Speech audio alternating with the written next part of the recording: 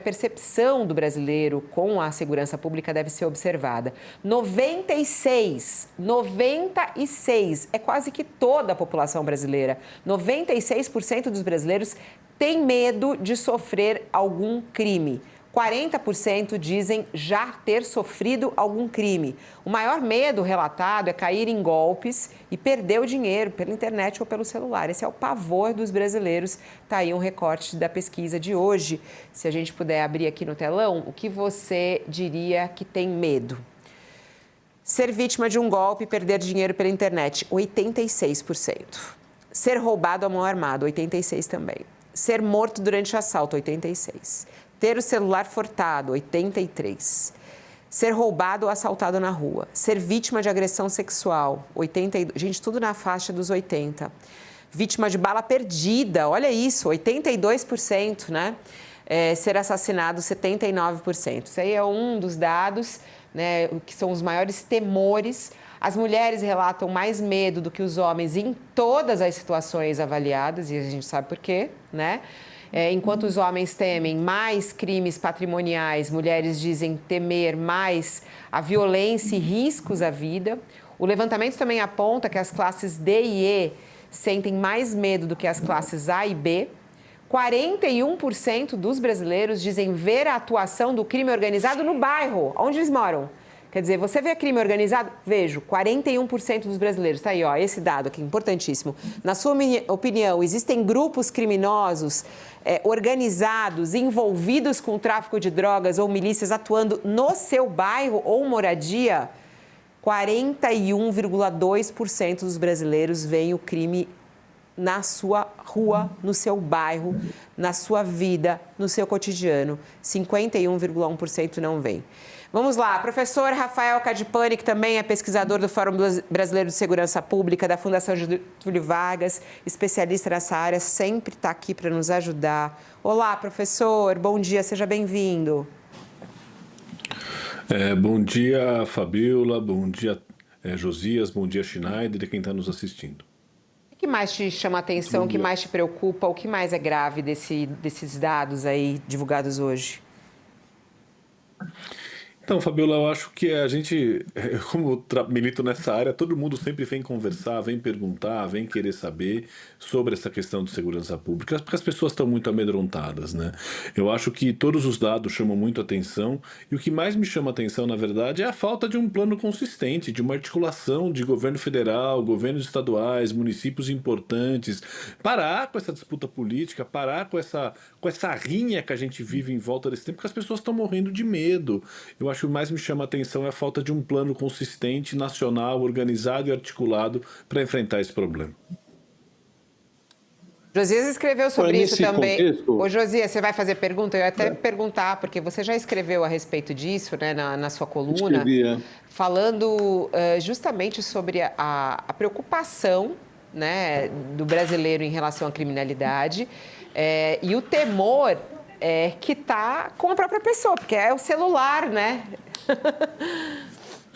É verdade. Nós estamos às vésperas, como você mencionou, Fabio, do lançamento de um novo programa anticrime do governo Lula, né?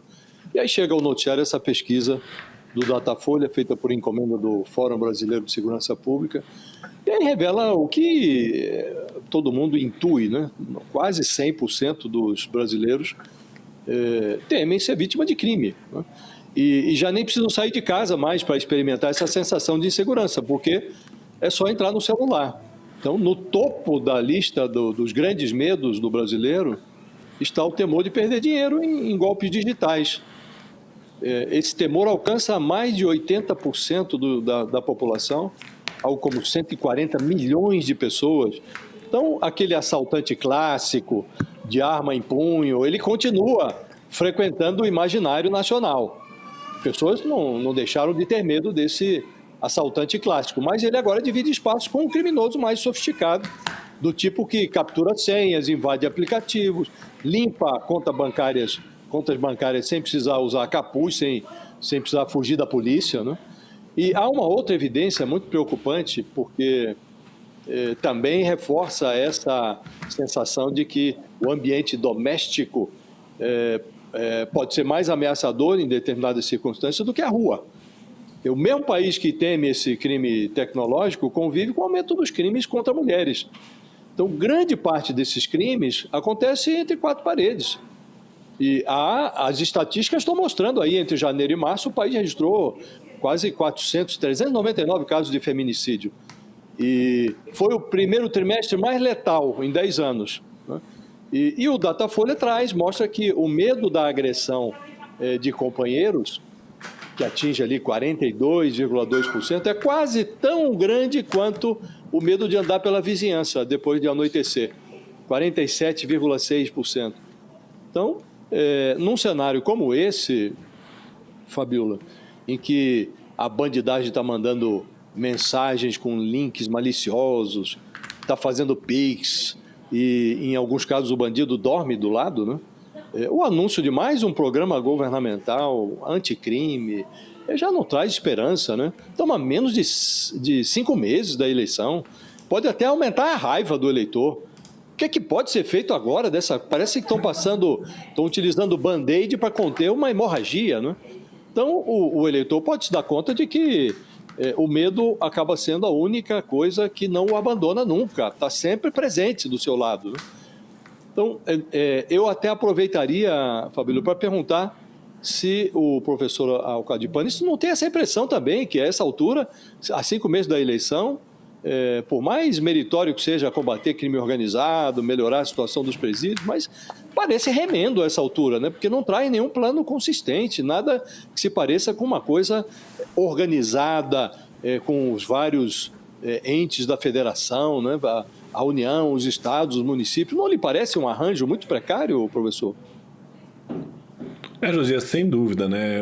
São o governo tentando bater um pouco de tambor, batendo bumbo para algo que ele não fez, né? Algo que não funcionou, algo que não deu certo. Você não tinha um plano consistente, não foi organizado um plano consistente ao longo dessa gestão. E nos estados, com algumas exceções, a gente pega ali o Rio Grande do Sul, o Espírito Santo, Goiás, onde a gente percebe algumas alterações, mas assim, na realidade a gente não vê um plano e não vê uma articulação nacional das coisas, e agora é extemporâneo, né? Assim, estamos chegando perto da eleição, esse vai ser o tema que é um dos principais temas, se não o principal tema, e o governo não tem o que apresentar. E aí você faz esse tipo de coisa para tentar jogar um pouco de areia nos olhos do eleitor, mas eu concordo com você. Eu acho que, aí usando uma expressão, né, o tiro pode sair pela culatra, porque eu acho que pode deixar as pessoas ainda mais irritadas na medida em que algo não foi algo organizado, estruturado ao longo do tempo. Essa é uma agenda para começo de governo, essa é uma agenda que o próximo presidente da República, seja quem ele for, precisa trazer, precisa colocar, e não só falatório. A gente precisa ter um pacto nacional contra o crime organizado, um pacto nacional contra o crime, que não é só o crime organizado, mas contra a violência contra a mulher. A gente pega o dado aí, né? Pelo que eu percebi, então a gente está falando de 40, alto por cento, né? Acima de 45% que teme sofrer algum tipo de violência, né? Dentro de casa. Pensando que as mulheres talvez um pouco mais que metade do Brasil, ou seja, uma parte importante das mulheres tem medo também, né? Quer dizer, que país nós estamos vivendo, que situação que nós estamos vivendo, que realidade que nós estamos vivendo, dessa barbaridade que desconhece limites aí, onde as pessoas sabem que o crime organizado tá... Parece que todo mundo sabe que o crime organizado, a pesquisa mostra isso, né? Todo mundo sabe onde está o crime organizado, todo mundo sabe que está acontecendo violência, parece que só o governo que não sabe não faz nada, e quando usa isso politicamente, né? Rafael, primeiro, um prazer falar com você. Segundo, parabéns. Hoje é aniversário do professor Rafael. Para! Verdade, tá aqui dando um pedacinho do tempo dele no dia das bodas. O que é? Dia das bodas, do aniversário dele. Do aniversário dele. Professor, parabéns, não sabia. Felicidades. Segundo, Obrigado. Pegando o finalzinho do que você disse, você que é um estudioso do tema, né? Eu acho que a gente tem... o crime, ele parece ter se especializado, né? Hoje a gente tem crime cibernético, enfim, acho que o crime não é mais aquele crime lá de 10, 20 anos atrás. O crime se fortaleceu com o crime organizado chegando à política, ao setor privado, enfim, ao domínio dos territórios, né? E o crime, na verdade, assusta cada vez mais do Jardim Paulista, para quem mora em São Paulo, até o Jardim Ângelo, né? Todo mundo, por exemplo, tem medo de sacar um celular na rua, né? E os mais pobres, inclusive, têm mais problema com isso, porque muitas vezes estão no ponto de ônibus e tem o celular roubado com 20 parcelas para pagar. Né? Na verdade, além dessa intersecção entre a União e os estados, né, a gente vê que o Sistema Único de Segurança Pública, embora tenha sido meritório a sua instituição lá em 2018, ainda é, talvez, dos sistemas nacionais de políticas públicas, o mais frágil de todos. Né? Você não vê que, enquanto o crime avançou, a gente ainda continua com as mesmas estratégias que não deram certo há 20, 30 anos atrás? Então, Schneider, primeiro, obrigado, né, aí pelas felicitações. E segundo, o crime ficou mais complexo quando a gente for pensar, né? Porque assim, não é que pararam de roubar a gente à mão armada, não é que parou de acontecer o latrocínio. Esses crimes continuam acontecendo e continua acontecendo agora esse crime virtual, que afeta muito a vida. Todo mundo morre de medo porque está acontecendo o tempo todo. E a gente não tem resposta hoje para isso. Né? Se você ligar 190 e falar que estão mandando um link malicioso no seu celular, a Polícia Militar não tem resposta para dar. Né? Se você for numa delegacia de polícia tentar fazer um boletim de ocorrência sobre isso, a chance desse crime ser investigado é minúsculo, isso no Brasil inteiro. Ou seja, a gente não se preparou para essa mudança do crime, porque a gente continua com a mesma estratégia. Na verdade, Schneider, eu acho que a coisa é um pouco mais séria. A gente não tem estratégia, a gente tem só conversa, né? A gente tem discurso, a gente tem aí, por exemplo, o Sol da Paz conseguiu agora, depois de muita luta, fazer que a gente tenha o desenvolvimento de um indicador nacional de esclarecimento de homicídio. A gente não tem um indicador nacional de esclarecimento de homicídio, ou seja, é uma área muito opaca, onde você não tem indicadores públicos que possam ser analisados, onde não se tem novas estratégias para fazer, ou não se pensa na modernidade, porque a gente está muito atrasado, e a gente fica preso muito nessa, eu vou dizer, de chamar de gritaria corporativa das instituições policiais, onde fala-se, mas também não se resolve nada. Sim, falta inteligência mínima, falta gestão mínima, falta uma articulação mínima de gestão e de construção de uma forma de gestão. E isso em estados, isso no governo federal, isso nos municípios. A estratégia continua a mesma: comprar viatura grande, colocar 3 homens grandes com uma arma longa para rodar na rua e bater e matar como se isso fosse resolver o problema. A lógica ainda continua essa, com algumas honrosas exceções, infelizmente. Agora, quando a gente vê essa sensação do brasileiro, esse medo do brasileiro, esse pavor do brasileiro com a sua própria segurança, e ele vê o crime organizado na sua porta, no seu bairro, ele coloca a culpa em quem e a culpa é de quem, professor Alcadipani? É possível colocar na conta do presidente Lula a insegurança que o Brasil vive hoje? Isso não é um processo que... Ele também tem responsabilidade, né? Ele foi presidente várias vezes do Brasil, teve a chance de tentar fazer políticas que fossem políticas melhores sobre isso, mas é uma coisa que nunca foi feito. Mas não é só o presidente Lula, os governadores estaduais também têm grande responsabilidade. A gente vê São Paulo, por exemplo, a situação que a gente vive hoje. Eu estava hoje, fui andando na rua, passa um motoqueiro perto de você fica preocupado, né? Eu pensei em comprar um celular, eu falei, mas comprar o celular para quê? Se daqui a pouco vem e me rouba, eu perco um dinheiro, não faz sentido, melhor usar isso aqui até pro I não estiver funcionando mais. E eu morando em São Paulo, os crimes eletrônicos, uma pessoa próxima a mim esses dias sofreu um golpe que perdeu uma quantidade vultosa de dinheiro, né? Então assim, a gente vê que a gente não existe lugar onde, é claro, o Rio Grande do Sul, também Espírito Santo, são lugares onde você viu melhoras, porque tem uma política consistente, baseada em evidência. E o bom, Fabiola, é que assim, quem quiser resolver não é difícil, é arroz com feijão, é fazer o simples, fazer o básico, fazer política baseada em evidência, começar a fazer o enfrentamento que você consegue lidar com essa situação de uma forma mais séria. Você veja, por exemplo, né, o Dr. Lincoln tem que viver sob escolta porque pode ser morto pelo crime organizado. Isso é coisa de república. Precisa, o que eu espero, Fabiola, vamos tentar ser positivo, né, e olhar daqui para frente, né? O que eu espero é que os políticos criem senso, parem com essa politicagem que eles fazem esse tema, e a gente cria um plano nacional de enfrentamento ao crime em que todo mundo compactue e concorde e faça a coisa desenvolver. Não é aceitável viver o que a gente vive nas periferias de São Paulo, não é aceitável viver o que a gente vive na Baixada Santista em São Paulo, não é aceitável viver o que a gente vê no Rio de Janeiro, o que a gente vê acontecendo na Amazônia, que está sendo dominado cada vez mais pelo crime organizado. Senão nós vamos ter problema muito sério e não vai demorar muito. Na verdade, a gente já tem muito problema sério, mas a coisa pode aprofundar, estou dizendo, na dimensão internacional, de invasões internacionais, a gente tem que tomar muito cuidado com o caminho que a gente. Bom, falando em crime organizado, a manchete principal do UOL tem a ver com isso, tem a ver com a atuação do PCC. Uma empresa de um preso por elo com o PCC tem um contrato de 141 milhões de reais em Goiás. O governo goiano diz que vai verificar negócios com a firma investigada pela polícia. Essa é uma outra questão aí que a gente fala de como o crime organizado está infiltrado, né, nos governos, nos estados, nos lugares e nas empresas. Uma fundação de preso por elo com o PCC tem esses contratos com o governo de Goiás. Uma reportagem da Fabiola Pérez e do Matheus Araújo, que é a manchete principal do UOL, uma das mais vistas desde o início da manhã. Como é que seria o esquema? A investigação da Polícia Civil de São Paulo liga Adair Meira e João Gabriel de Melo, que está preso, apontado como criador do banco da facção, que é o 4T Bank.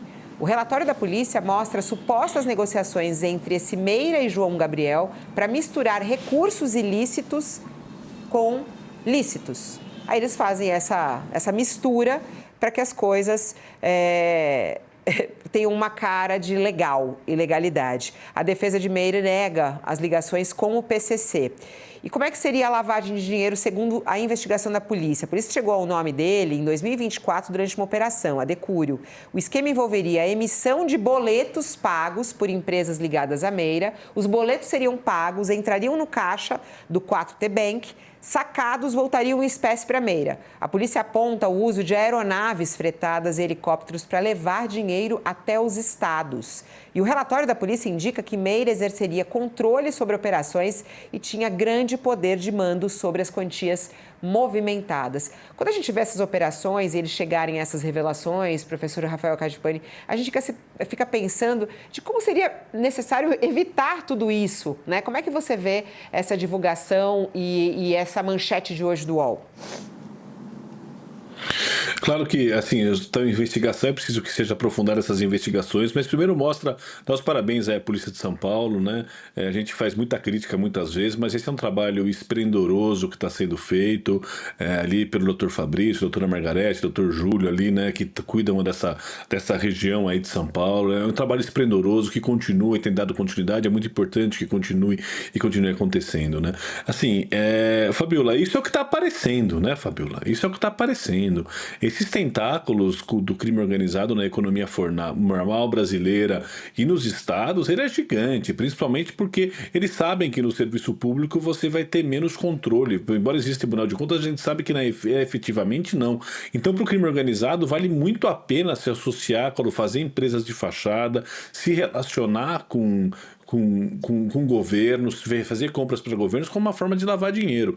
Isso aí, Fabiola, não é nem... O que está aparecendo não é nem a ponta do iceberg, é a cerejinha de leve que está em cima do iceberg, porque isso é muito mais profundo, precisa aprofundar muito mais essas investigações. E aí, né, a Polícia de São Paulo tem essas informações, era importante que tivesse articulado com outros órgãos de inteligência, para que a gente possa, de fato, ir e pegar esses tentáculos, né? E assim, como o que está acontecendo no Banco Master, né, que embora tenha, a gente sabe que há alguns vínculos aí, inclusive de recursos do financeiro no Banco Master, quando começar a descortinar todas essas ligações financeiras do PCC, a gente vai ficar ainda mais assustado do que se tem, porque a situação é extremamente grave.